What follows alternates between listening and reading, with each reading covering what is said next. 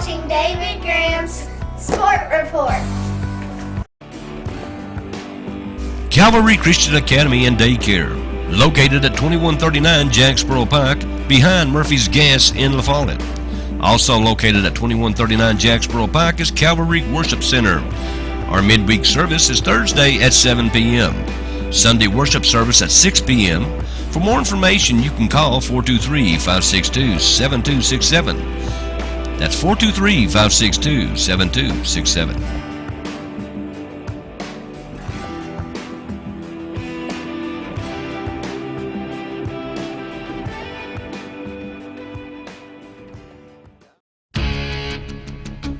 When every second counts, count on Vital Care MedTrans. You do have a choice when it comes to ambulance service in this area. So when you call 911, ask for the best. Wait a minute, are you Vital Care? Yes, we are. Good. State-of-the-art equipment and a well-trained staff who stand ready to respond to your call. That's Vital Care MedTrans, when nothing but the best will do. Hello everybody, David Graham in here with Sports Report. La Follette Middle School was at home against Robertsville, the Rams, Monday, but first they had to crown a homecoming queen, and it was none other than Miss Mary Grace Myers, an outstanding young lady. She's an 8th grader. She was escorted by Tanner Davis and Mary Grace, the daughter of Lee and Patty Myers, so congratulations to her and to Mom and Dad as well. Now to the games. The JV boys lost 44-22. Just too quick, and we didn't hit good shots, and we lost. Our Lady Owls, though, had no trouble with the Lady Rams, winning 38-27, but it wasn't that close. They never did have a lead, but our boys lost in a heartbreaker 51-48. Now, in the girls' game, Skylar Boziers led the way with 15 big points. Lexi Richardson and Brianna Tiller had 7 each. Kaylee Comer had 4, Blair Tiller had 3, and Katie Wells only had 2, and she hasn't been herself since her foot injury. We may want to ask her about that. On the boys' side, Tanner Davis was the man inside with 16 big points, and a lot of them were offensive rebounds and putbacks. Carter Wells also had 16. Logan Berry came out with 10, and Brett Longmore, I should say, had 6 to round out the scoring. Now, the next night, they went down to Webb Middle School. The Lady Owls won down there 34-28. Coach Johnny Cox played a lot of subs in that game, and that's what made the score so close, and it should have been. They had a 16-point lead at one time, but as I said, he called off the dogs and put in a lot of subs. Now, we don't know the exact score, but we do know the boys won in a real nail-biter down there. They won in double overtime. We don't have anything on the Eagles side, as the coaches haven't sent us anything, but they will play at Sunbright Middle School Thursday, and that will be the JV girls and then, of course, the varsity boys and girls. Now, the JV boys will play at Christian Academy that same night, and that tip-off is set for 6 p.m. La Follette Middle School will have 2 more homies on the 15th when they will play Horace Maynard at La Follette Middle School, and then on the 22nd they will close out the season as they will host Grace, and I'm sure that would be 8th grade night. Millions of people are finding that planning for the end of their life is just as important as planning for retirement or children's education. It offers great emotional and financial security for them and their families. Prepaying and planning is an affordable, simple way to put your affairs in order. Hello, I'm Sharon Graham, and I recently joined the staff of Crossmith Funeral Home. I would like to take this opportunity to encourage and invite you to come by and see me or one of our other staff members for a free consultation. Crossmith Funeral Home, La Follette, Tennessee.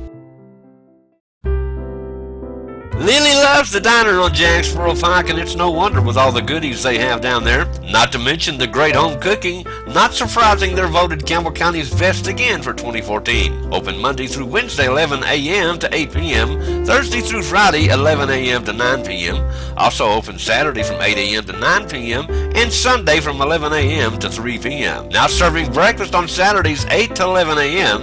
and it's all you can eat specials Thursday through Saturday.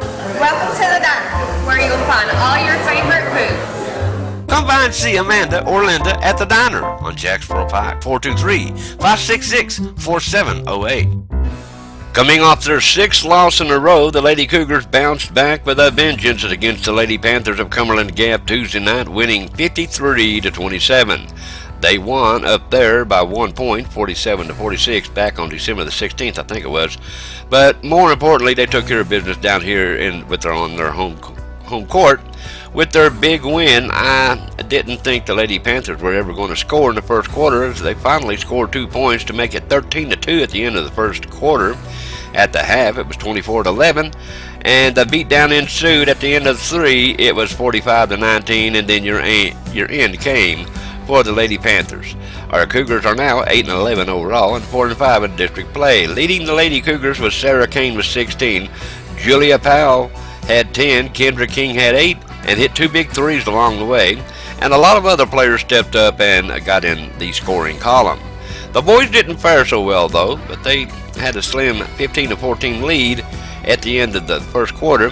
It was a 24-22 lead at half, but the Panthers started hitting in the third, getting good looks inside, and we didn't hit shots, and they ended the game with a 55-45 win. They lost up there as well back on December the 13th, 62-60 if you recall. We are now also 8-11 and 5-4. I should say 5-4 in district play. I must remind you though, the Panthers are just like Scott High. They're a 2A school. We should beat these teams. Leading the Cougars boys team was Trey Torres with 16, Seth Peebley and Darren Gillenwater had 10. Now Darren is only 4 points shy from the 1,000 point mark and should set it this Friday night. Evan Jackson had 9, and that was it. Nobody else on the team scored, and that should never be. We didn't try to work the ball inside at all with Stretch Bailey or anybody else.